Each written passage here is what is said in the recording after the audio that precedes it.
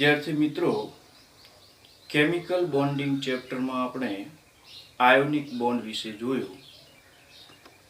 Ionic બોન્ડમાં lattice energy અને hydration energy વિશે સમજવાનો પ્રયત્ન કર્યો. ત્યારબાદ હાઇડ્રેશન એનર્જી અને લેટિસ એનર્જીની કેટલીક એપ્લિકેશન જોઈ. જોકે અહીંયા તમને ચેપ્ટર થોડું લેન્થી લાગતું હશે, બટ આ ચેપ્ટરને કેમિકલ બોન્ડિંગ ન કહેતો જનરલ ઇનઓર્ગેનિક કેમિસ્ટ્રી, એટલે કે આ ચેપ્ટર ભણ્યા પછી ઇનઓર્ગેનિક કેમિસ્ટ્રીના મોટા ભાગના કોન્સેપ્ટ ક્લિયર થઈ જશે. બીજું કે આપણે હાઇડ્રેશન એનર્જી અને લેટિસ એનર્જીની મહત્વની એપ્લિકેશનો જોઈ. ત્યાર પછી આપણે એક હાઇડ્રેશન એનર્જી અને લેટિસ એનર્જીની મહત્વની એપ્લિકેશન એટલે કે આયનીય સંયોજનોમાં દ્રાવ્યતા. હવે આયનીય સંયોજનોની દ્રાવ્યતા પાણીમાં કેવા પ્રકારે હોય છે એ સમજવાનો પ્રયત્ન કરીએ. તો અહીંયા આપણે ભણીશું આયનીય સંયોજનોની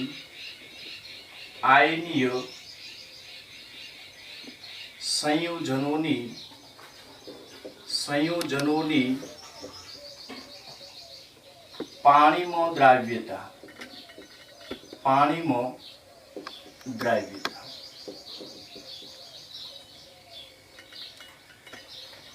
મિત્રો, તમે જાણો છો કે કોઈ પદાર્થને જ્યારે કોઈ દ્રાવકમાં ઉમેરવામાં આવે છે ત્યારે જે પદાર્થનું ઉમેરણ થાય છે તેને દ્રાવ્ય કહો છો. આ દ્રાવ્ય પદાર્થ દ્રાવકમાં ભળી જાય છે આંતર આકર્ષણથી.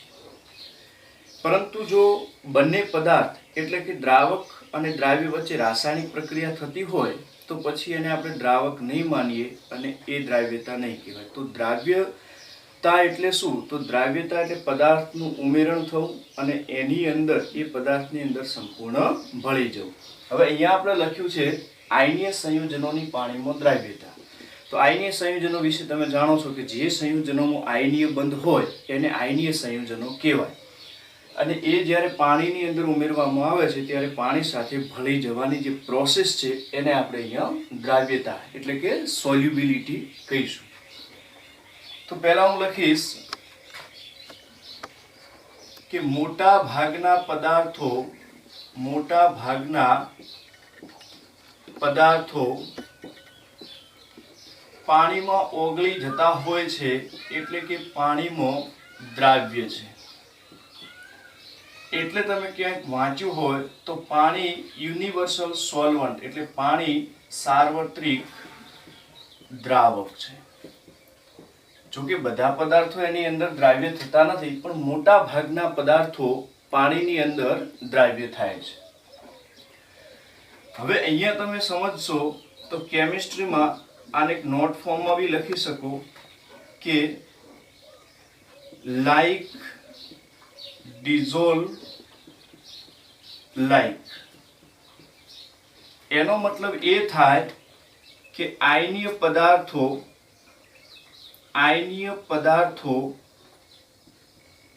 એ ધ્રુવીય દ્રાવકોમાં દ્રાવ્ય.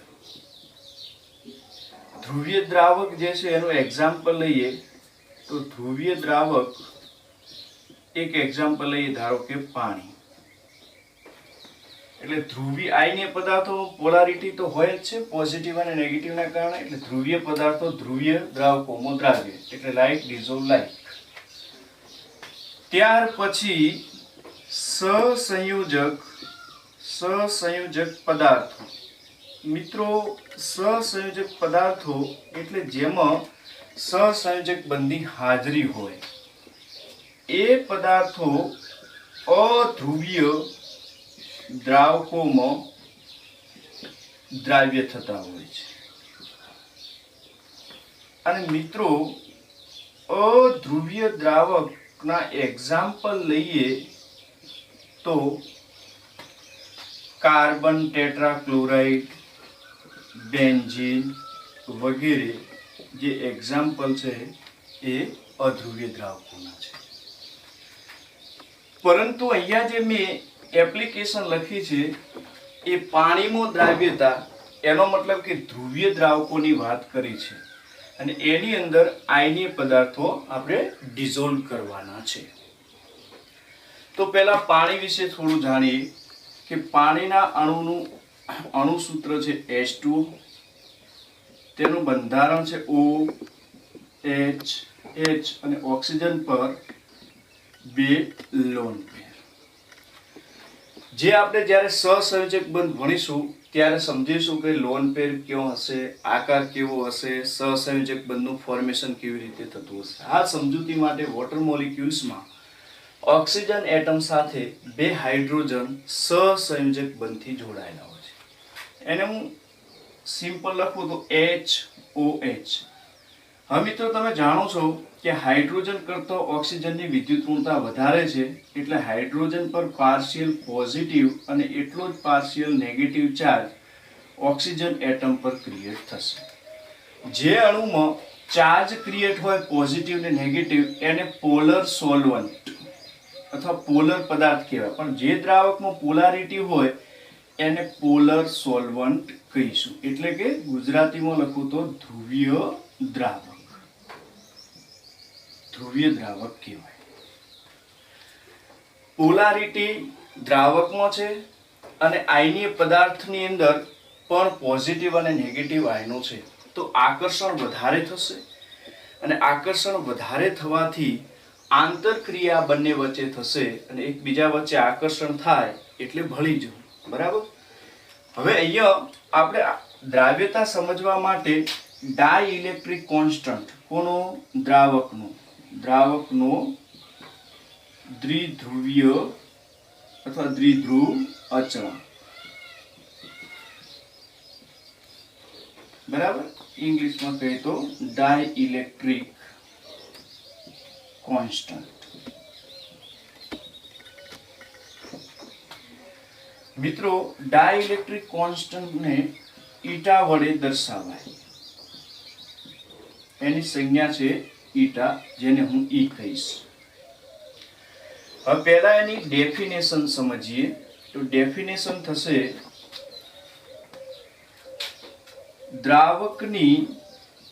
દ્રાવકની આયનીય સંયોજનો પરના અથવા આયનીય સંયોજનોના આયનો પરના વીજભારને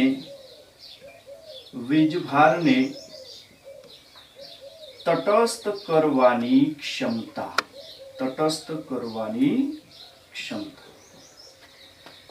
તમે મિત્રો આગળ જોયું એ પ્રમાણે આયનીય સંયોજનોમાં કેટાયન અને એનાયન પ્રેઝન્ટ હોય છે. હવે આ જે કેટાયન પરનો પોઝિટિવ ચાર્જ અને એનાયન પરનો નેગેટિવ ચાર્જ છે, જ્યારે દ્રાવકની અંદર તમે આવા આયનીય સંયોજનને ઉમેરો છો ત્યારે કેટાયન પરનો પોઝિટિવ ચાર્જ અને એનાયન પરનો પોઝિટિવ ચાર્જ દ્રાવક વડે તટસ્થ થાય છે. તો આગળ ભણ્યા એ મુજબ ચાર્જ ડિક્રીઝ થાય છે. માટે પોતાની સ્થિતિ ઉર્જા એટલે કે પોટેન્શિયલ એનર્જી ડિક્રીઝ થાય છે. અને પોટેન્શિયલ એનર્જી ડિક્રીઝ થાય તો મિત્રો એ સિસ્ટમની સ્ટેબિલિટી ઇન્ક્રીઝ થાય છે. એનો મતલબ શું થયો કે સ્ટેબિલિટી વધે છે. ક્યારે? જ્યારે ચાર્જ ઘટે ત્યારે. અને મેં અગાઉના લેક્ચરોમાં પણ કીધેલું છે કે કેમિસ્ટ્રીની અંદર સ્ટેબિલિટી જેમ જેમ વધશે સિસ્ટમ એવું કાર્ય કરવાનો પ્રયત્ન કરશે. તો અહીંયા તમે સમજો છો કે ડાઇલેક્ટ્રિક કોન્સ્ટન્ટના કારણે ચાર્જ ઘટે છે, કારણ કે ડાઇલેક્ટ્રિક કોન્સ્ટન્ટ એ આયનીય સંયોજનો પરના ચાર્જને તટસ્થ કરવાની ક્ષમતા છે.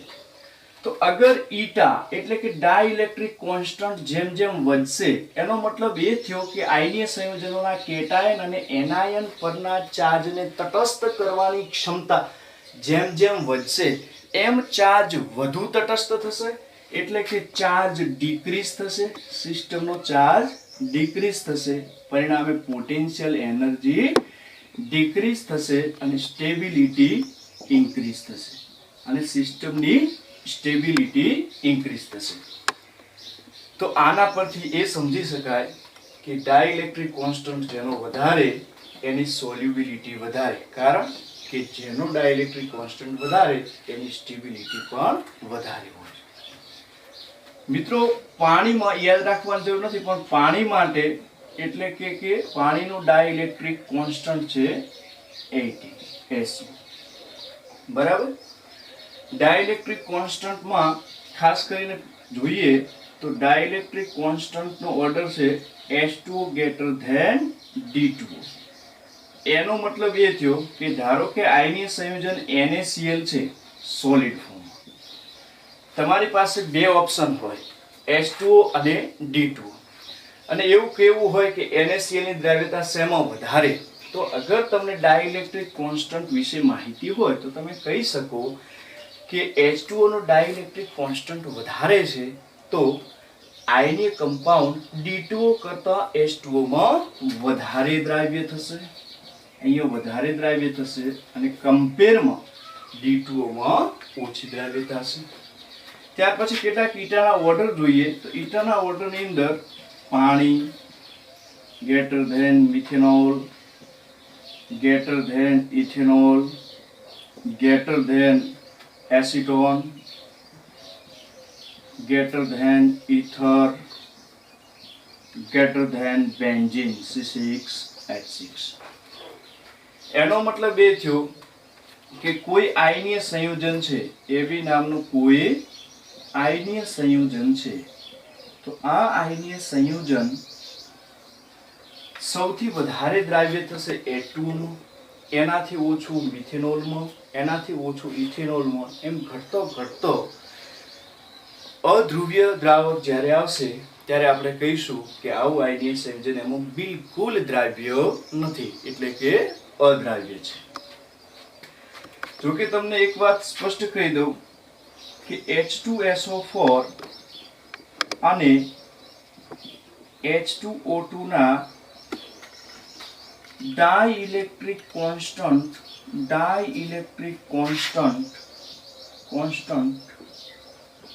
ખૂબ જ ઊંચા છે, પરંતુ તેમનો દ્રાવક તરીકે ઉપયોગ થતો નથી.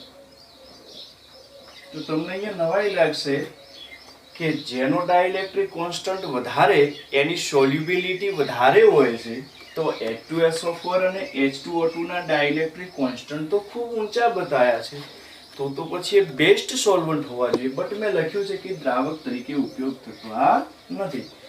એનું રીઝન સમજી લો. એનું રીઝન છે તેમનો ઓક્સિડેશન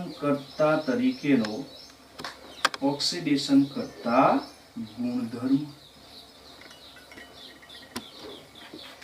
એનો મતલબ એ થયો કે તમે જ્યારે કોઈ પદાર્થને H2SO4 કે H2O2 માં ડિઝોલ્વ કરો છો ત્યારે ડાઇલેક્ટ્રિક કોન્સ્ટન્ટ હાઈ છે, બટ એ ઓક્સિડેશન કરતા પ્રોપર્ટી ધરાવે છે. એનો મતલબ શું થયો કે એ તમે જે પદાર્થને ઓગાળો છો એની સાથે રાસાયણિક પ્રક્રિયા શરૂ કરશે, અને મેં સ્ટાર્ટિંગમાં બી કીધેલું છે કે દ્રાવક દ્રાવ્ય સાથે પ્રક્રિયા કરતો હોવો જોઈએ નહીં. અગર જો દ્રાવક દ્રાવ્ય સાથે પ્રક્રિયા કરે છે તો આપણે તેને દ્રાવક તરીકે ઉપયોગમાં લઈશું નહીં, અથવા દ્રાવક કહીશું નહીં.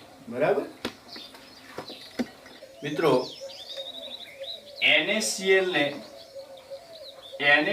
ને આપણે પાણીમાં ઉમેરીએ ત્યારે એમના વચ્ચે કેવી આંતરક્રિયા થાય છે એ પહેલા જોઈએ, ત્યાર પછી સોલ્યુબિલિટી વિશે ચર્ચા કરીએ.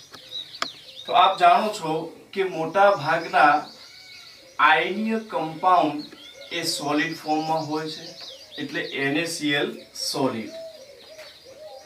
એમાં જ્યારે તમે એની લેટિસ એનર્જી જેટલી એનર્જી આપો છો ત્યારે ગેસિયસ સોડિયમ આયન અને ગેસિયસ ક્લોરીન આયનનું નિર્માણ થાય છે. તો સોલિડ કમ્પાઉન્ડને જ્યારે ગેસિયસ આયનોમાં કન્વર્ટ કરીએ છીએ ત્યારે એમાં લેટિસ એનર્જી જેટલી એનર્જી આપવી પડે છે. લેટિસ એનર્જી વિશે આપણે અગાઉના લેક્ચરમાં ચર્ચા કરી દીધેલી છે. હવે જ્યારે ગેસિયસ આયન જલીય આયનમાં ફેરવાય છે ત્યારે જે એનર્જી રિલીઝ થાય છે એને આપણે હાઇડ્રેશન એનર્જી કહીએ છીએ. અહીંયા સોડિયમ આયનની હાઇડ્રેશન એનર્જી છે એટલે હાઇડ્રેશન એનર્જી ઓફ Na+. એવી જ રીતે એનાયન પણ જ્યારે ગેસિયસ સ્ટેટમાંથી એક્વા ફોર્મમાં કન્વર્ટ થાય છે એ સમયે રિલીઝ થતી એનર્જીને પણ હાઇડ્રેશન એનર્જી કહેવાય. અહીંયા Cl- ની હાઇડ્રેશન એનર્જી હોવાથી હાઇડ્રેશન એનર્જી ઓફ Cl- કહીશું. જે જલીય આયનો છે એને હાઇડ્રેટેડ આયન અથવા ગુજરાતીમાં કહીએ તો જલીય આયનો કહેવાય છે. તો મિત્રો જ્યારે આયનીય સંયોજન જલીય આયનોમાં ફેરવાય છે, પાણી ઉમેરો છો અથવા તો આયનીય સંયોજનને જ્યારે પાણીની અંદર એડ કરો છો ત્યારે આ આયનો જલીય આયનોમાં ફેરવાઈ જાય એ સમયે આ પદાર્થ પાણીમાં દ્રાવ્ય થયો છે તેમ કહેવાય. હવે આ ટોટલ રિએક્શન માટે આપ જાણો છો કે energy change delta H is equal two બધી એનર્જીનો સરવાળો. તો બધી એનર્જીનો સરવાળો lattice energy plus hydration energy of Na plus hydration energy of Cl-. આ ચેન્જ આ ટોટલ પ્રોસેસની એન્થાલ્પી ચેન્જ થશે. એટલે કે જ્યારે આયનીય સંયોજન વોટરની અંદર ડિઝોલ્વ થઈ જાય ત્યારે જે એનર્જી ચેન્જ છે એ delta H lattice energy plus hydration energy of cation plus hydration energy of anion. હવે અહીંયા સમજો કે delta H is equal to એ કમ્પાઉન્ડની લેટિસ એનર્જી પ્લસ બંને આયનોની હાઇડ્રેશન એનર્જી એટલે કે કમ્પાઉન્ડની ટોટલ હાઇડ્રેશન એનર્જીના સરવાળા બરાબર થાય છે. મિત્રો આપ જાણો છો કે લેટિસ એનર્જી એ આપવી પડતી એનર્જી છે એટલે એની સાઇન આવશે પ્લસ અને હાઇડ્રેશન એનર્જી એ રિલીઝ થતી એનર્જી છે એટલે એની સાઇન આવશે નેગેટિવ. હવે મેં અગાઉ બી કીધેલું છે અને અત્યારે કહી દઉં એક નોટ ફોર્મમાં કે એવી પ્રક્રિયા કે જેમાં ડેલ્ટા H નેગેટિવ આવતું હોય એ રિએક્શન ઇઝી કહેવાય અથવા એ રિએક્શન ઇઝીલી થશે. અહીંયા જે રિએક્શન છે એ સોલ્યુબિલિટીનું રિએક્શન છે. તો આની જે સોલ્યુબિલિટી છે એ સોલ્યુબિલિટી વધશે. તો ઓલ ઓવર આપણે સમજ્યા કે જ્યારે આયનીય સંયોજનને પાણીની અંદર એડ કરીએ છીએ ત્યારે જે એનર્જી ચેન્જ છે એ નેગેટિવ હોવો જોઈએ અને એનર્જી ચેન્જ અગર નેગેટિવ આવશે તો પદાર્થ સરળતાથી દ્રાવ્ય થશે. હવે અહીંયા આપણે જોયું કે delta H is equal to lattice energy plus hydration energy. એમાં લેટિસ એનર્જીની સાઇન પોઝિટિવ અને હાઇડ્રેશન એનર્જીની સાઇન નેગેટિવ. આના પરથી કેસ 1 સ્ટડી કરીએ કે ધારો કે lattice energy greater than hydration energy હોય એટલે કે હાઇડ્રેશન એનર્જી કરતો લેટિસ એનર્જી વધારે હોય તો ડેલ્ટા H જે છે એ ઓલ ઓવર પોઝિટિવ આવશે. અને ડેલ્ટા H પોઝિટિવ આવે તો આપણે કહીશું કે કમ્પાઉન્ડ મોસ્ટલી ઇનસોલ્યુબલ.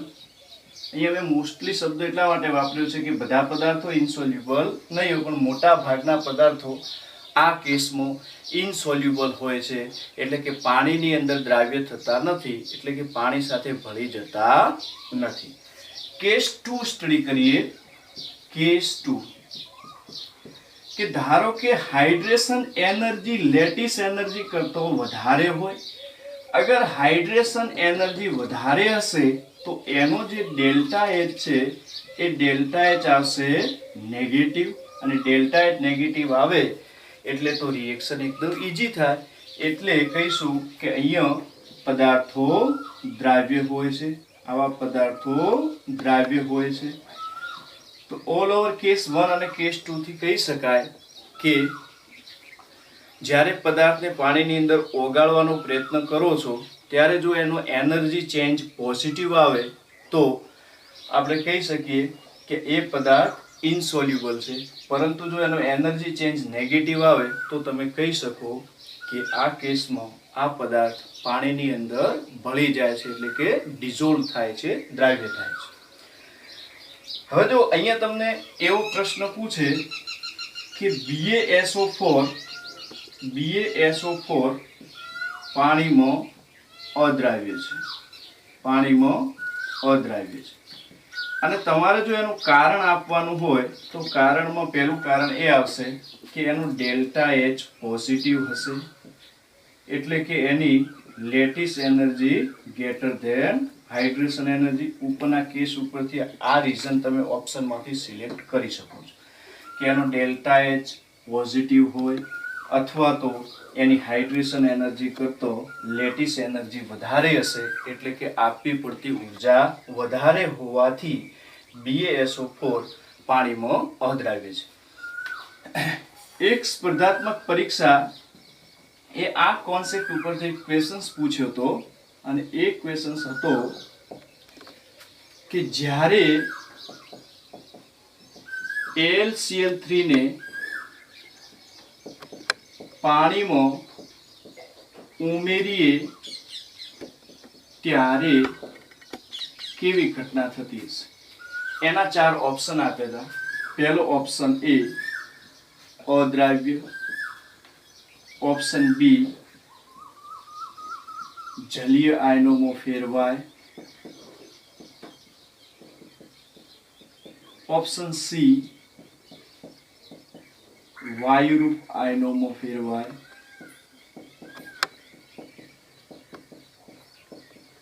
અને ઓપ્શન ડી એક પણ નહીં.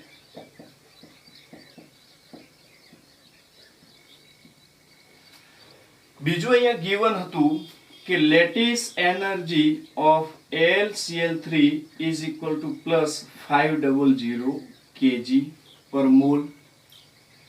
Hydration energy of Al plus 3 is equal to minus 600 kilojoule, and hydration energy of Cl minus is equal to minus 400 kilojoule. આ તમને ગિવન હોય અને આ પ્રકારનો પ્રશ્ન પૂછ્યો હોય. હવે આપણે જો આ કોન્સેપ્ટ નથી જાણતા તો આ પ્રશ્નનો જવાબ આપી શકીએ નહીં, પરંતુ આ જાણો તો તમે કહી શકો કે આમાંથી કયો ઓપ્શન આવશે. તો પહેલા શું કરશો કે AlCl3 સોલિડને જ્યારે લેટિસ એનર્જી આપશું ત્યારે ગેસિયસ કેટાયન અને ગેસિયસ એનાયનમાં ફેરવાશે. આવા ગેસિયસ આયનો જ્યારે જલીય આયનોમાં ફેરવાય છે ત્યારે એમનો જે એનર્જી રિલીઝ થાય છે એ આપણે હાઇડ્રેશન એનર્જી ઓફ Al+3 અને હાઇડ્રેશન એનર્જી ઓફ Cl- કહીશું. ત્યાર પછી અગાઉ શીખ્યા પ્રમાણે ડેલ્ટા એચ એ બધી એનર્જીનો સરવાળો છે. તો delta H is equal to lattice energy plus hydration energy of Al+3 plus coefficient સાથે ખાસ ગુણી દેવાના. અહીંયા કોફિશિયન્ટ 3 છે તો એનર્જી 3 વડે મલ્ટીપલ થશે. 3 into hydration energy of Cl-. Value given છે કે લેટિસ એનર્જી છે 500 plus hydration energy of Al+3 minus 600 plus 3 into ક્લોરીનની હાઇડ્રેશન એનર્જી છે -400.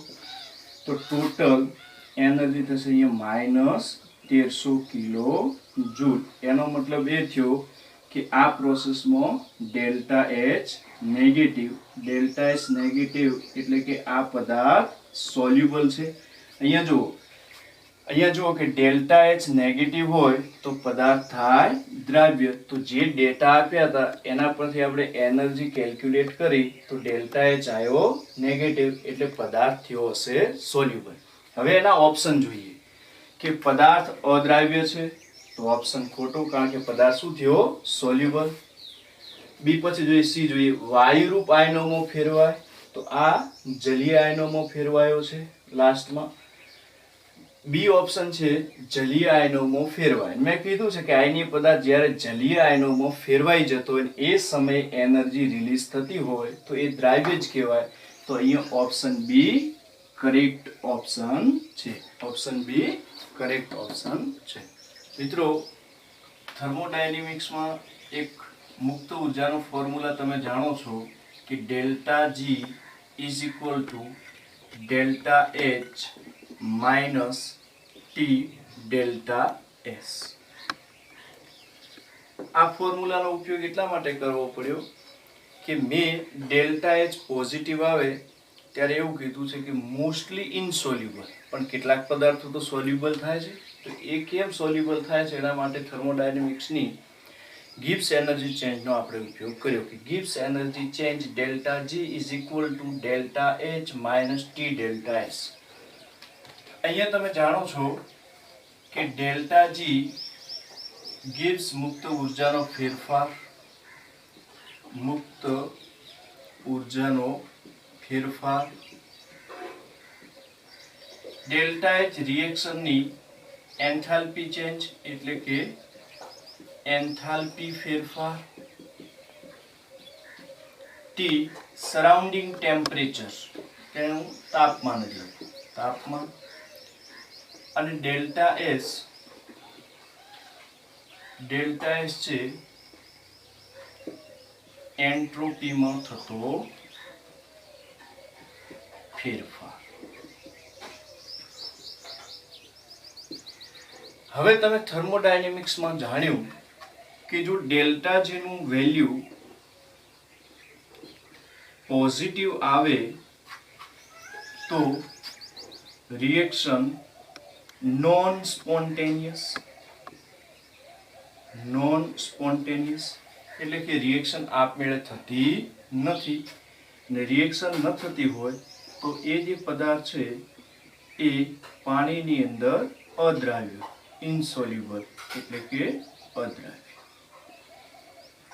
પરંતુ તમે ડેલ્ટા જી નું કેલ્ક્યુલેશન કરો આપેલ પદાર્થને જ્યારે પાણીમાં નાખો તેના માટે, અને જો એ નેગેટિવ આવે ડેલ્ટા જી તો એવી રિએક્શન સ્પોન્ટેનિયસ રિએક્શન એટલે કે આપમેળે થતી પ્રક્રિયા.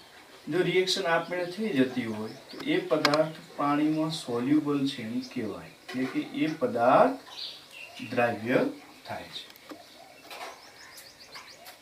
મિત્રો, જ્યારે આયનીય પદાર્થ પાણીમાં ઉમેરો છો ત્યારે આયનો ઉત્પન્ન થાય છે, એટલે કે એની રેન્ડમનેસ ઇન્ક્રીઝ થાય છે. ગુજરાતીમાં કહું તો અવ્યવસ્થામાં વધારો થાય છે.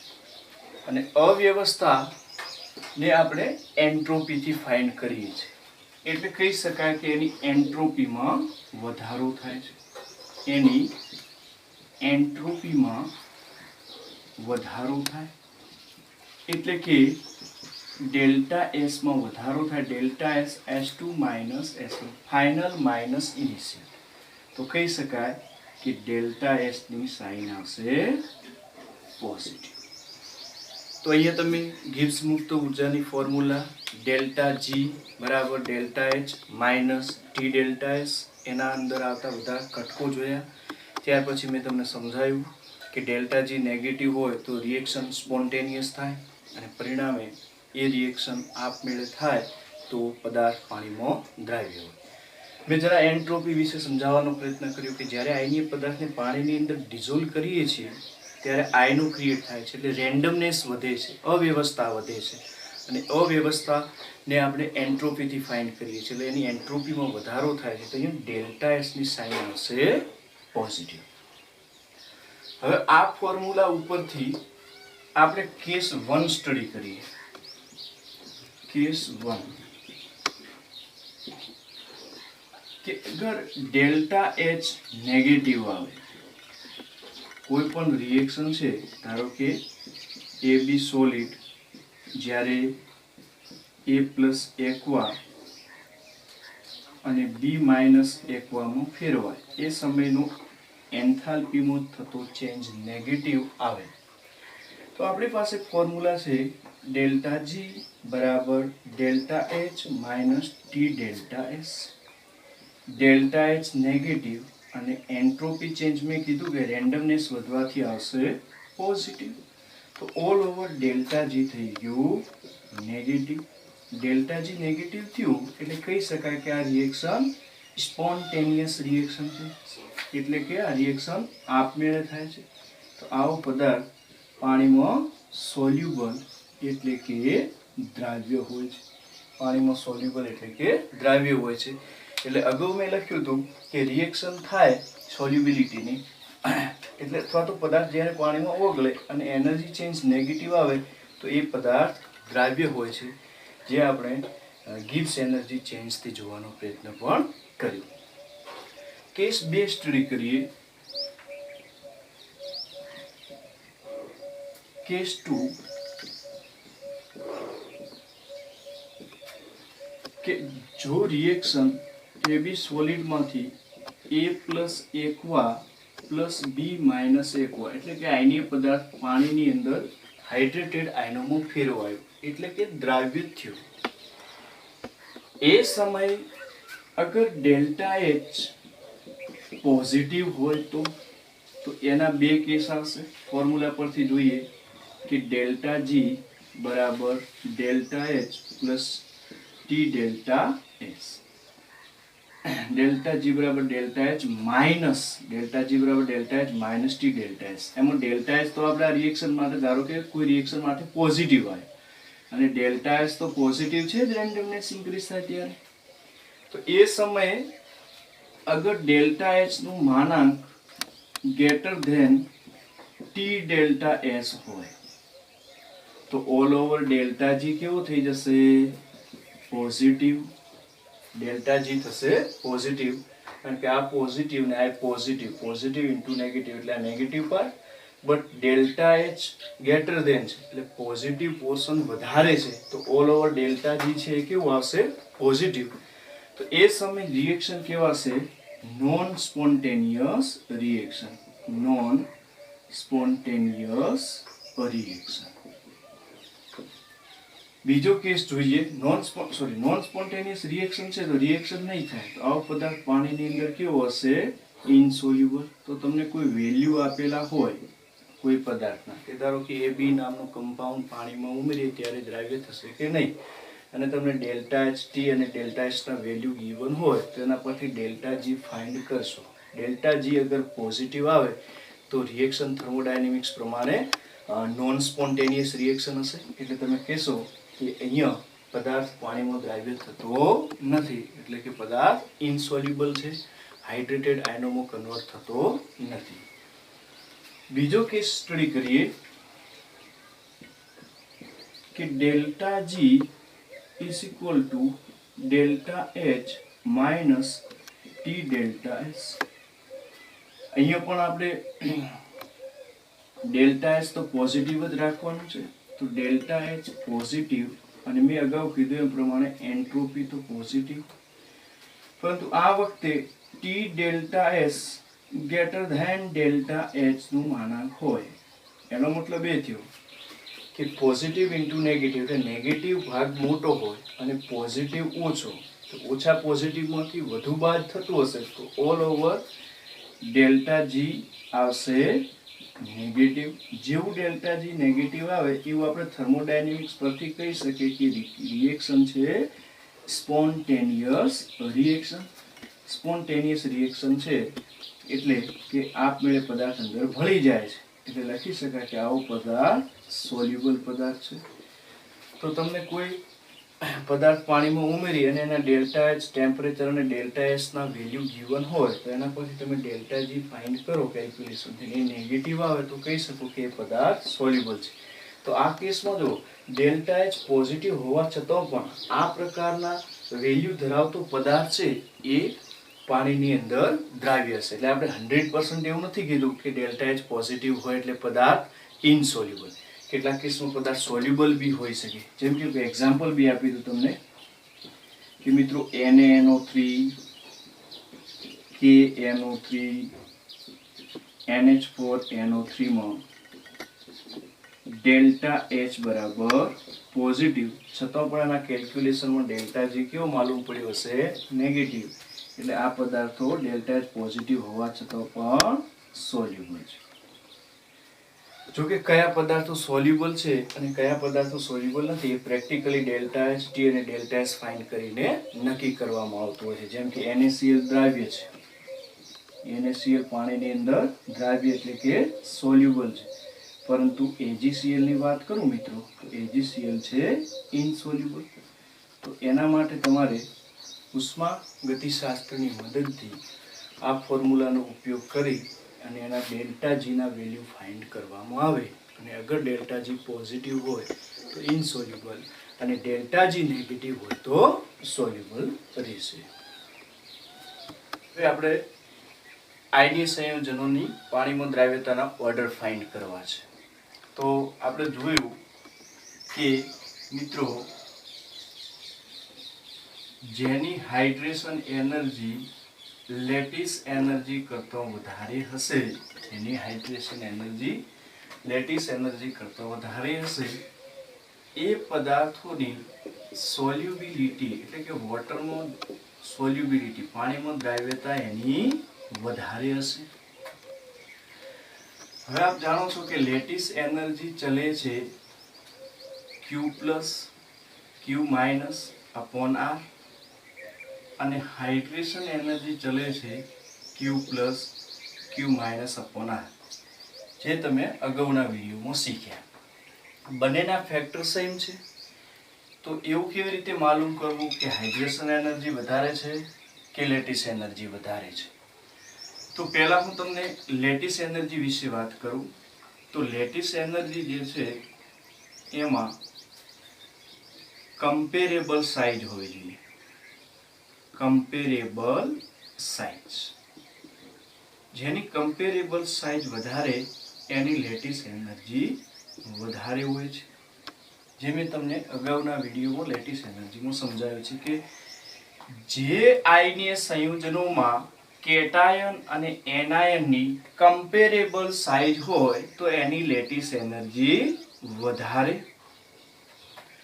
પરંતુ માનો કે સાઇઝ કમ્પેરેબલ નથી, કમ્પેરેબલ સાઇઝ નથી કોની? આયનીય સંયોજનોના કેટાયન અને એનાયનની કમ્પેરેબલ સાઇઝ નથી. કાં તો કેટાયન સાઇઝમાં મોટું છે યા એનાયન મોટું છે. તો એ સમય ખાસ યાદ રાખજો, ખૂબ અગત્યનું છે કે લેટિસ એનર્જી ચલે છે large size ion. Large size ion આ ખાસ. કમ્પેરેબલ સાઇઝ ન હોય તો કાં તો કેટાયન મોટું હશે અથવા એનાયન મોટું હશે. બંને પૈકી જે મોટું હશે એની લેટિસ એનર્જી વધારે હશે. અથવા તો લેટિસ એનર્જી શેના પર આધાર રાખશે? તો લાર્જ સાઇઝ આયન પર. એવું બી લખી શકાય આને કે લેટિસ એનર્જી એવા સમયે મોટા કદના આયન પર, મોટા કદના આયન પર આધારિત. તો વિદ્યાર્થી મિત્રો, તમારે કોઈની સોલ્યુબિલિટીના ઓર્ડર ફાઇન્ડ કરવા હોય તો પહેલા તમે જુઓ કેટાયન અને એનાયન. એમાંથી કેટાયન ને એનાયનમાંથી કોની સાઇઝ મોટી છે? જે આયનની સાઇઝ મોટી છે એના ઉપર આધારિત હશે લેટિસ એનર્જી. કમ્પેરેબલ સાઇઝ હોય તો લેટિસ એનર્જી વધારે હશે. હવે હાઇડ્રેશન એનર્જીમાં પણ આ રીતે જોવાનો પ્રયત્ન કરીએ તો હાઇડ્રેશન એનર્જી ચલે છે 1 કેટાયનની રેડિયસ ઇન્ટુ 1 એનાયનની રેડિયસ. આર એટલે R cation plus R anion. પરંતુ તમે જાણો છો કે એનાયન કેટાયન કરતો મોટો જ હોય મોસ્ટલી, મોટા ભાગે.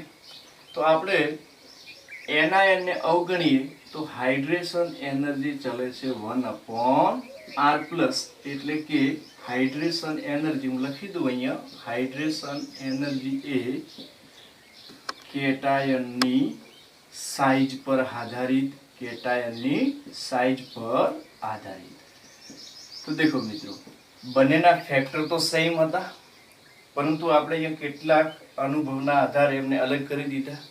કેવી રીતે? કે લેટિસ એનર્જીમાં જોઈશું લાર્જ સાઇઝ આયન કયું છે એ, અને હાઇડ્રેશન એનર્જીમાં જોઈશું ઓનલી કેટાયન. એનાયનની હાઇડ્રેશન એનર્જી તો હોય જ, પણ સોલ્યુબિલિટીના ઓર્ડર ફાઇન્ડ કરવા માટે આ બે ફેક્ટર વેરી ઇમ્પોર્ટન્ટ. કે લેટિસ એનર્જી ચેક કરો તો જે લાર્જ સાઇઝ આયન છે એના પર ડિપેન્ડન્ટ રાખો, અને હાઇડ્રેશન એનર્જી નક્કી કરો તો કેટાયનની સાઇઝ પર આધારિત રાખો. હવે હું તમને અહીંયા એ કહીશ કે એના પર અસર કરતા પરિબળોમાં એક કે ધન આયન અને ઋણ આયનના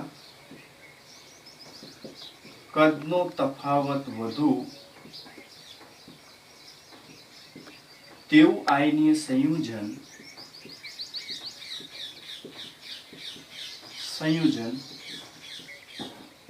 પાણીમાં વધુ દ્રાવ્ય. કેમ? કે જો તફાવત ન હોય, સાઇઝ કમ્પેરેબલ હોય તો લેટિસ એનર્જી વધી જાય, પરંતુ તફાવત વધારે હશે તો આ કેસમાં લેટિસ એનર્જી ઓછી હશે. લેટિસ એનર્જી ઓછી તો મેં અગાઉ કીધું એ પ્રમાણે સોલ્યુબિલિટી કેવી હશે? વધારે. એટલે એક તો તમારે શું જોવું?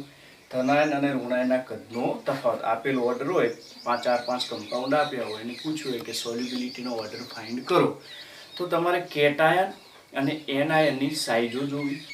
ત્યાર પછી જે કમ્પાઉન્ડમાં કેટાયન અને એનાયનનો તફાવત વધારે હોય એની સોલ્યુબિલિટી વધારે. બીજું એના માટેનું કારણ છે ફજાન્સ રૂલ. ફજાન્સ રૂલ આપણે નેક્સ્ટ લેક્ચરમાં ભણીશું. અહીંયા એની થોડી સમજ આપીએ કે ફજાન્સ રૂલમાં જે સંયોજનનું પોલેરાઇઝેશન વધુ થતું હોય એની સોલ્યુબિલિટી ઓછી હશે. ફજાન્સ રૂલ નેક્સ્ટ લેક્ચરમાં ભણીશું. અત્યારે જે ઓર્ડર છે જનરલી આપણે લઈશું આ ફેક્ટર પરથી, બંનેના ડિફરન્ટ પર. એક એક્ઝામ્પલ લઈએ કે તમને સમૂહ 1ના કમ્પાઉન્ડ જે છે આયનીય એના દ્રાવ્યતાના ઓર્ડર ફાઇન્ડ કરવાનું પૂછે. ધારો કે અહીંયા તમને સમજાવવાનો પ્રયત્ન કરું કે હાઇડ્રોક્સાઇડ પૂછ્યા, સમૂહ 1ના હાઇડ્રોક્સાઇડ અથવા તો સમૂહ 2ના લઈએ. સમૂહ 2ના હાઇડ્રોક્સાઇડની દ્રાવ્યતાનો ઓર્ડર નક્કી કરો, એટલે કે ક્રમ નક્કી કરો. તો પહેલા તો સમૂહ 2ના હાઇડ્રોક્સાઇડ લખીએ તો BOH2, MgOH2, CaOH2, SrOH2 અને BaOH2. આ થશે સમૂહ 2ના હાઇડ્રોક્સાઇડ. આમાં કોની દ્રાવ્યતા વધારે અને કોની ઓછી એવો ઓર્ડર ફાઇન્ડ કરવો છે. તો આ જે મેં સમજૂતી બતાવી છે એના પરથી આપણે જોઈશું. પહેલા તો બધાના આયનો જોવાના કે અહીંયા કેટાયન છે Be+2, એનાયન OH-, આમાં cation Mg+2, anion OH minus, cation Ca+2 anion OH minus, આનો cation Sr+2 anion OH minus, આનો કેટાયન Da+2 અને એનાયન થશે OH માઇનસ. મિત્રો OH માઇનસ ખાસ યાદ રાખજો કે સ્મોલ સાઇઝનું છે, સ્મોલ સાઇઝનું છે. અને અહીંયા કમ્પેરમાં આ કમ્પાઉન્ડનું કેટાયન થશે લાર્જ સાઇઝમાં. તો lattice energy large size anion, large size ion પર ડિપેન્ડેન્ટ, લાર્જ સાઇઝ આયન પર ડિપેન્ડેન્ટ એટલે કે હાઇડ્રોક્સાઇડ પર નહીં પણ બેરિલિયમ+2, મેગ્નેશિયમ+2 અને કેલ્શિયમ+2 પર આધારિત. તો તમે જોયું કે પહેલા કમ્પાઉન્ડ આપેલા એના શું લખીશું, આયન્સમાં કન્વર્ટ કરીશું. ત્યાર પછી કયું સ્મોલ સાઇઝનું છે એ નક્કી કરીશું. સ્મોલ સાઇઝ પર લેટિસ એનર્જીને કોઈ લેવા દેવા નથી, અહીંયા મેં સમજાયું. એટલે આપણે લાર્જ સાઇઝ નક્કી કરીશું. લાર્જ સાઇઝ પર કોણ ડિપેન્ડન્ટ છે, લેટિસ એનર્જી. અને મેં તમને અગાઉ કીધું છે કે આ બે ફેક્ટર પરથી કીધું છે કે હાઇડ્રેશન એનર્જી એ કેટાયન પર આધારિત, કેટાયનની સાઇઝ પર આધારિત. કારણ કે અહીંયા ચાર્જ તો સેમ છે, ચાર્જ કેવો છે બધા પર +2 સેમ છે. તો કેટાયનની સાઇઝ પર આધારિત. હવે સમૂહમાં તમે બેરિલિયમથી બેરિયમ તરફ જાઓ એમ નવો કોષ ઉમેરાતો જાય, પરિણામે સાઇઝ વધશે. કોની સાઇઝ વધશે, બેરિલિયમથી બેરિલિયમ તરફ જતો, બેરિલિયમથી બેરિયમ તરફ જતો સાઇઝ વધશે. સાઇઝ વધે તો હાઇડ્રેશન એનર્જી ઘટશે, કારણ કે હાઇડ્રેશન એનર્જી તો કેટાયન પર આધારિત એટલે ગ્રુપ 2 ના એલિમેન્ટ્સ પર આધારિત થઈ આ કેસમાં. અને લેટિસ એનર્જી લાર્જ સાઇઝ પર, તો એ નેગેટિવ આયન છે, સ્મોલ છે, તો એ પણ શાના પર આધારિત રહ્યું, કેટાયન પર. કારણ કે કેટાયનની સાઇઝ કેવી છે, લાર્જ, તો એની લેટિસ એનર્જી પણ ઘટશે. હવે મિત્રો સમજો કે અગર હાઇડ્રેશન એનર્જી અને લેટિસ એનર્જી બંને ઘટતા હોય તો તમારે લેટિસ એનર્જીનો ઘટાડો વધુ માનવો, કારણ કે હાઇડ્રેશન એનર્જીની સાપેક્ષમાં લેટિસ એનર્જીનો ઘટાડો વધુ થશે. તો ઓલ ઓવર તમે ગ્રુપમાં બેરિલિયમથી બેરિયમ તરફ જાઓ એમ વધુ લેટિસ એનર્જી ઘટવાથી સોલ્યુબિલિટી વધશે. સોલ્યુબિલિટીમાં શું થશે, વધારો. કારણ કે દેખો આયનોમાં કન્વર્ટ કર્યા પછી સ્મોલ આયન મળી ગયું એટલે એન આયન પર લેટિસ એનર્જીને કોઈ લેવા દેવાની. લેટિસ એનર્જી લાર્જ સાઇઝ પર એટલે કે કેટાયન પર, ઇન ગ્રુપ 2 ના એલિમેન્ટ પર. અને હાઇડ્રેશન એનર્જી તો કેટાયન પર જ આધારિત હોય. અહીંયા મેં તમને સમજાયું. હવે ગ્રુપમાં નીચે જાઓ એમ હાઇડ્રેશન એનર્જી અને લેટિસ એનર્જી બંને ઘટે, પણ બંને ઘટતી હોય ત્યારે લેટિસ એનર્જીનો ઘટાડો વધારે હોય તો ઓલ ઓવર લેટિસ એનર્જી ઘટી જાય છે. કોની કમ્પેરમાં, હાઇડ્રેશન એનર્જીની કમ્પેરમાં. તો લેટિસ એનર્જી ઓછી થતી જાય છે અને હાઇડ્રેશન એનર્જી કમ્પેરમાં વધારે છે, તો સોલ્યુબિલિટી શું થશે, ઇન્ક્રીઝ થશે. તો અહીંયા આપણે આની સોલ્યુબિલિટીનો ઓર્ડર ફાઇન્ડ કરીએ. પાણીમાં સોલ્યુબિલિટી, મિત્રો પાણીમાં સોલ્યુબિલિટીનો ઓર્ડર ફાઇન્ડ કરીએ તો BaOH2, કારણ કે નીચે જતો સોલ્યુબિલિટી શું થાય છે, વધે છે, greater than SrOH2 greater than CaOH2 greater than MgOH2 greater than BeOH2 આવશે. તો ઓલ ઓવર આપણે એટલું સમજ્યા કે લેટિસ એનર્જી લાર્જ સાઇઝના આયન પર ડિપેન્ડેન્ટ છે અને હાઇડ્રેશન એનર્જી કેટાયન પર ડિપેન્ડેન્ટ છે. એ અહીંયા મેં તમને સમજાયું. એના આધારે તમે કોઈ પણ કમ્પાઉન્ડની સોલ્યુબિલિટીનો ઓર્ડર ફાઇન્ડ કરી શકો છો. આપણે સમૂહ 2 ના હાઇડ્રોક્સાઇડની સોલ્યુબિલિટીનો ઓર્ડર ફાઇન્ડ કર્યો. એના માટે કેટાયન એનાયન લખ્યા, એમાંથી સ્મોલ સાઇઝને નક્કી કર્યું. એટલે આપણે લાર્જ સાઇઝ પર આધારિત રાખ્યું કોને, લેટિસ એનર્જીને. અને હાઇડ્રેશન એનર્જી તો કેટાયન પર આધારિત છે. ગ્રુપમાં નીચે જતો હાઇડ્રેશન એનર્જી અને લેટિસ એનર્જી બંને ઘટી, પણ હાઇડ્રેશન એનર્જીની કમ્પેરમાં લેટિસ એનર્જી વધારે ઘટે છે. એટલે ઓલ ઓવર લેટિસ એનર્જી કરતાં હાઇડ્રેશન એનર્જી વધારે રહી. તો જેની હાઇડ્રેશન એનર્જી વધારે એની સોલ્યુબિલિટી કેવી આવશે? વધારે. મિત્રો હવે સમૂહ 2 ના ફ્લોરાઇડની પાણીમાં દ્રાવ્યતાનો ક્રમ જોઈએ. આપણે હાઇડ્રોક્સાઇડની દ્રાવ્યતા જોયા પછી સમૂહ 2 ના ફ્લોરાઇડની દ્રાવ્યતા જોઈએ. તો પહેલા સમૂહ 2 ના ફ્લોરાઇડ લખીએ. સમૂહ 2 ના ફ્લોરાઇડ BeF2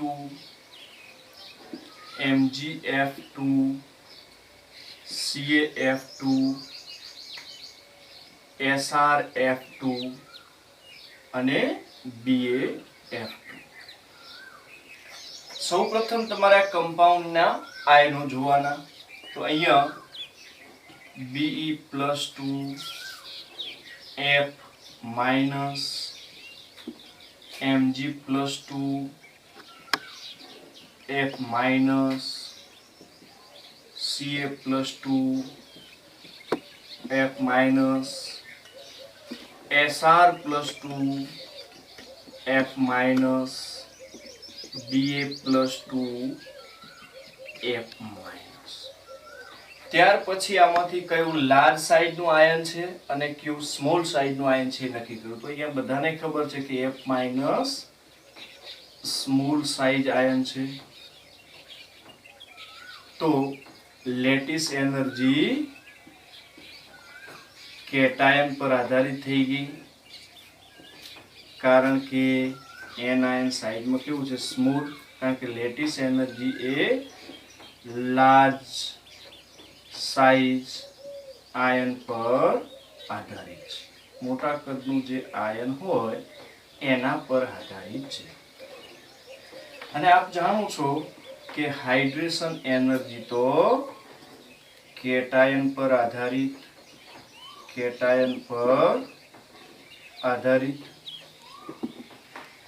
હવે જો બંને કેટાયન પર આધારિત થઈ ગયા તો સમૂહમાં જ્યારે નીચે તરફ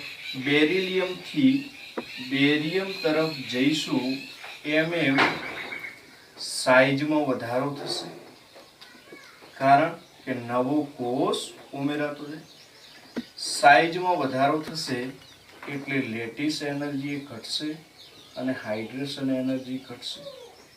જ્યારે લેટિસ એનર્જી અને હાઇડ્રેશન એનર્જી બંને ઘટતી હોય ત્યારે લેટિસ એનર્જીનો ઘટાડો વધારે હોય. એટલે કે તમે સમૂહમાં ઉપરથી નીચે તરફ જાઓ છો એમ હાઇડ્રેશન એનર્જી અને લેટિસ એનર્જીમાં હાઇડ્રેશન એનર્જીનું વેલ્યુ વધારે રહેશે. એટલે એની સોલ્યુબિલિટી વધશે. એની સોલ્યુબિલિટીમાં શું થશે? વધારો. એની દ્રાવ્યતામાં થશે વધારો. તો સમૂહમાં જેમ બેરિલિયમથી બેરિયમ તરફ જઈએ એમ સોલ્યુબિલિટી વધે છે. તો એની સોલ્યુબિલિટીનો ઓર્ડર થશે BaF2 greater than SrF2 greater than CaF2 greater than MgF2 greater than BeF2.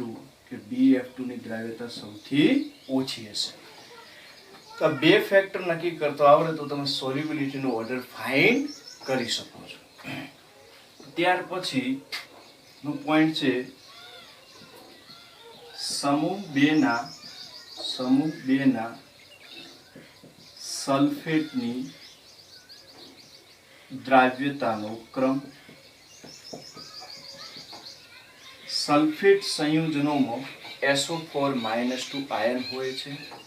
તો સમૂહ 2 ના સલ્ફેટ લખીએ તો BeSO4 MgSO4 CaSO4 SrSO4 અને BaSO4 થશે. દરેકના આયન નક્કી કરીએ તો અહીંયા beryllium Be+2, sulphate ion SO4-2, Mg+2, SO4-2, Ca+2, SO4-2, Sr+2, SO4-2, અહીંયા Ba+2 અને SO4-2. પદાર્થોને આયનોમાં ફેરવ્યા પછી આપણે એ જાણવાનું કે કયું આયન લાર્જ સાઇઝ છે. તો અહીંયા એનાયન SO4-2 દેખાય છે, લાર્જ સાઇઝનું આયન છે. તો આની સાઇઝ થશે લાર્જ સાઇઝ. તો બેટા લેટિસ એનર્જી એ લાર્જ સાઇઝ પર આધારિત છે. લાર્જ સાઇઝના આયન પર આધારિત છે, એટલે કે લેટિસ એનર્જી SO4-2. પરંતુ અહીંયા દરેક કમ્પાઉન્ડમાં લાર્જ સાઇઝનું આયન સેમ છે, SO4-2, SO4-2, SO4-2, SO4-2, SO4-2. સાઇઝે સમાન, કારણ કે SO4-2 હોય બધામાં તો એનો ચાર્જ કેવો થશે? સેમ. બરાબર. અને ચાર્જ સેમ થશે, એની સાથે સાથે સાઇઝ પણ થશે સેમ દરેક કમ્પાઉન્ડનો. આમાં જે ચાર્જ છે SO4 નો એ જ આમાં ચાર્જ, એ આમાં ચાર્જ, એ આમાં ચાર્જ, એ આમાં ચાર્જ, અને બધામાં SO4-2 હોવાથી એની સાઇઝ પણ થશે સમાન. તો સાઇઝ સમાન થઈ ગઈ અને ચાર્જ સમાન થઈ ગઈ તો કહી શકાય કે આ કમ્પાઉન્ડોમાં લેટિસ એનર્જી રહેશે કોન્સ્ટન્ટ, કારણ કે લાર્જ સાઇઝ બધામાં સેમ છે. તો લાર્જ સાઇઝ સેમ છે અને લાર્જ સાઇઝ પર લેટિસ એનર્જી ડિપેન્ડન્ટ, તો લેટિસ એનર્જી થઈ ગઈ કોન્સ્ટન્ટ. હવે હાઇડ્રેશન એનર્જી એ કેટાયન પર આધારિત, કેટાયન પર આધારિત. કેટાયનમાં વાત કરું આ કમ્પાઉન્ડમાં તો સમૂહમાં ઉપરથી નીચે તરફ જતો, એટલે કે બેરિલિયમથી બેરિયમ તરફ જતા નવો કોષ ઉમેરાવાની સાથે સાથે કેટાયનની સાઇઝ વધતી જશે. બરાબર. સાઇઝ વધશે એમ હાઇડ્રેશન એનર્જી ઘટશે. અહીંયા હાઇડ્રેશન એનર્જી ઘટે છે અને લેટિસ એનર્જી છે કોન્સ્ટન્ટ. તો લેટિસ એનર્જી બધા કમ્પાઉન્ડની કેવી રહે છે? લગભગ કોન્સ્ટન્ટ. અને હાઇડ્રેશન એનર્જી ઘટતી જાય છે. જેમ જેમ હાઇડ્રેશન એનર્જી ઘટે તેમ તેમ તેની સોલ્યુબિલિટી પણ, એટલે કે પાણીમાં દ્રાવ્યતા પણ શું થતી જશે? ઘટતી જશે. તો આપણે સોલ્યુબિલિટીનો ઓર્ડર ફાઇન્ડ કરીએ તો એ ઓર્ડર થશે સમૂહમાં ઉપરથી નીચે તરફ જતો સોલ્યુબિલિટી ઘટે છે, એટલે BeSO4 greater than MgSO4 greater than CaSO4 greater than SrSO4 greater than BeSO4.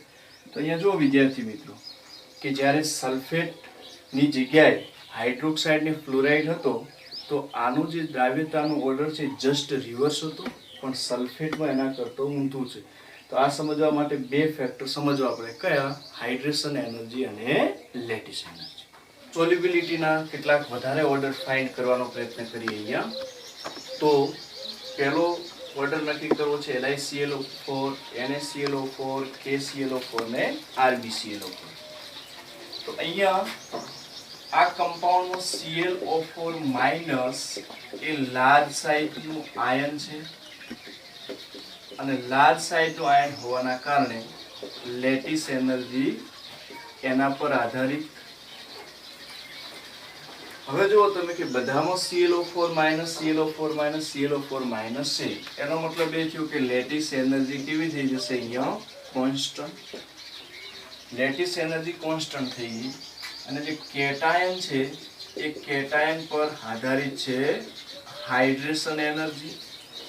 અને તમે લિથિયમથી સીઝિયમ તરફ જશો, એટલે કે સમૂહમાં ઉપરથી નીચે તરફ જશો, એમ સાઇઝ વધવાથી એની હાઇડ્રેશન એનર્જી ઘટે છે. તો આ કેસમાં લિથિયમથી સીઝિયમ તરફ જતો હાઇડ્રેશન એનર્જી ઘટે છે અને લેટિસ એનર્જી રહે છે કોન્સ્ટન્ટ. તો જેમ જેમ હાઇડ્રેશન એનર્જી ઘટે તેમ એમ એની સોલ્યુબિલિટીમાં શું થશે? ઘટાડો થશે. ત્યાર પછીના પ્રશ્નોમાં એનાયન છે NO3 માઇનસ, જે લાર્જ સાઇઝનું આયન છે, જેના પર આધારિત છે લેટિસ એનર્જી, બટ બધા કમ્પાઉન્ડમાં NO3 માઇનસ હોવાથી એ લેટિસ એનર્જી કોન્સ્ટન્ટ. અને કેટાયન પર આધારિત હોય છે હાઇડ્રેશન એનર્જી, અને અહીંયા સમૂહમાં લિથિયમ થી સીઝિયમ તરફ જતો બેટા હાઇડ્રેશન એનર્જી ઘટવાથી એની સોલ્યુબિલિટીમાં શું થશે? ઘટાડો થશે. તો LiNO3 greater than NaNO3 greater than KNO3 greater than RbNO3 greater than CsNO3 એની સોલ્યુબિલિટીનો ઓર્ડર થશે. ત્યાર પછી અહીંયા તમે જોશો તો I- એ કેટાયનની કમ્પેરમાં લાર્જ સાઇઝનું આયન છે, અને બધામાં I- હોવાથી એની લેટિસ એનર્જી થશે કોન્સ્ટન્ટ. જ્યારે કેટાયન જે છે એના પર આધારિત હોય છે હાઇડ્રેશન એનર્જી, અને તમે સોડિયમ થી સીઝિયમ તરફ જાઓ એટલે કે સમૂહમાં ઉપરથી નીચે તરફ જાઓ એમ હાઇડ્રેશન એનર્જી ઘટશે. પરિણામે એની સોલ્યુબિલિટીમાં પણ ઘટાડો આવશે. તો સોલ્યુબિલિટીનો ઓર્ડર થશે NaI greater than Ki greater than Rbi greater than CSI. Next અહીંયા Br માઇનસ કેટાયનની કમ્પેરમાં લાર્જ સાઇઝનું આયન છે, અને બધામાં Br માઇનસ હોવાથી લેટિસ એનર્જી તો લાર્જ સાઇઝ પર આધારિત હોય એટલે લેટિસ એનર્જી થશે કોન્સ્ટન્ટ. હાઇડ્રેશન એનર્જી એના કેટાયન પર આધારિત હોય, હાઇડ્રેશન એનર્જી એના કેટાયન પર હોય, પણ સમૂહમાં તમે લિથિયમ થી સીઝિયમ તરફ જશો એમ હાઇડ્રેશન એનર્જી ઘટવાથી એની સોલ્યુબિલિટીમાં થશે ઘટાડો. તો સોલ્યુબિલિટીનો ઓર્ડર આવશે LiBr greater than NaBr greater than KBr greater than RbBr greater than CSBr. ત્યાર પછી જોઈએ તો અહીંયા CO3-2 એ લાર્જ સાઇઝ આયન છે, અને બધામાં CO3- હોવાથી એની લેટિસ એનર્જી રહેશે કોન્સ્ટન્ટ. અને હાઇડ્રેશન એનર્જી કેટાયન પર આધારિત હોય છે, કેટાયન પર આધારિત હાઇડ્રેશન એનર્જી. સમૂહમાં બીજા સમૂહમાં બેરિલિયમ થી બેરિયમ તરફ જાઓ એમ સાઇઝ વધવાથી હાઇડ્રેશન એનર્જી ઘટશે. પરિણામે એની સોલ્યુબિલિટીમાં પણ ઘટાડો થશે. તો સોલ્યુબિલિટીનો ઓર્ડર થશે BeCO3 greater than MgCO3 greater than CaCO3 greater than SrCO3 greater than BaCO3. ત્યાર પછીનું જે કમ્પાઉન્ડ છે એમાં બેટા F- એ સ્મોલ સાઇઝનું છે. તો હાઇડ્રેશન એનર્જી અને લેટિસ એનર્જી બંને કેટાયન પર આધારિત. અને તમે લિથિયમ થી જ્યારે સીઝિયમ તરફ એક જ સમૂહમાં જાઓ છો ત્યારે લેટિસ એનર્જી ડિક્રીઝ થાય છે અને હાઇડ્રેશન એનર્જી ડિક્રીઝ થાય છે. પરંતુ લેટિસ એનર્જી વધારે ડિક્રીઝ થવાથી સોલ્યુબિલિટી વધે છે, એટલે કે ગ્રુપમાં નીચે જતો સોલ્યુબિલિટીમાં થાય છે બેટા વધારો. તો સોલ્યુબિલિટીનો ઓર્ડર આવશે CSF greater than RBF greater than KF greater than NAF greater than LIF. ત્યાર પછીનો જે સોલ્યુબિલિટીનો ઓર્ડર છે એમાં NO3- એ લાર્જ સાઇઝ છે, લાર્જ સાઇઝ ધરાવતું આયન છે, અને લેટિસ એનર્જી તેના પર ડિપેન્ડેન્ટ છે. દરેક કમ્પાઉન્ડમાં NO3- હોવાથી એની લેટિસ એનર્જી થઈ જશે કોન્સ્ટન્ટ. જ્યારે આના સંયોજનોના કેટાયન પર આધારિત હશે હાઇડ્રેશન એનર્જી, બીજા સમૂહમાં ઉપરથી નીચે એટલે કે બેરિલિયમ થી બેરિયમ તરફ જાઓ એમ હાઇડ્રેશન એનર્જી ઘટવાથી એની સોલ્યુબિલિટીમાં થશે ઘટાડો. તો સોલ્યુબિલિટીનો ઓર્ડર આવશે BeNO3 greater than MgNO3 greater than CaNO3 greater than BaNO3. ત્યાર પછી 8મા નંબરના ક્વેશ્ચન્સમાં બાયકાર્બોનેટ છે. તો અહીંયા બી તમે કહી શકો છો મિત્રો, ધ્યાન રાખજો ખાસ કે HCO3- એ લાર્જ સાઇઝ ધરાવતું આયન છે અને લેટિસ એનર્જી લાર્જ સાઇઝ પર ડિપેન્ડેડ હોય, બટ દરેકમાં લાર્જ સાઇઝ આયન સમાન ચાર્જ અને સમાન સાઇઝ ધરાવે છે, એટલે અહીંયા લેટિસ એનર્જી થશે કોન્સ્ટન્ટ. Lattice energy constant. અને આ સંયોજનોના કેટાયન પર આધારિત હોય છે હાઇડ્રેશન એનર્જી.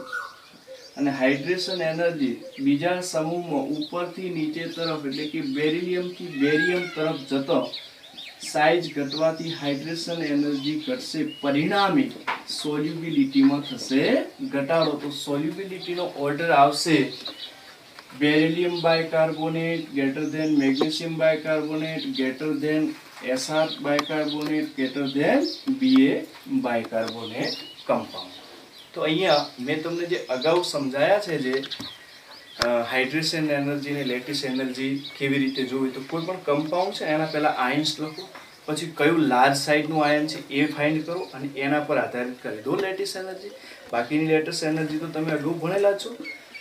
પછી હાઇડ્રેશન એનર્જી કેટાયન પર ડિપેન્ડેડ રાખો. પછી હાઇડ્રેશન એનર્જી અને lattice energy, hydration energy all over થોડી વધારે રહેવી જોઈએ. તો જેની હાઇડ્રેશન એનર્જી વધારે એની આપણે અહીંયા સોલ્યુબિલિટી વધારે કરીએ છીએ.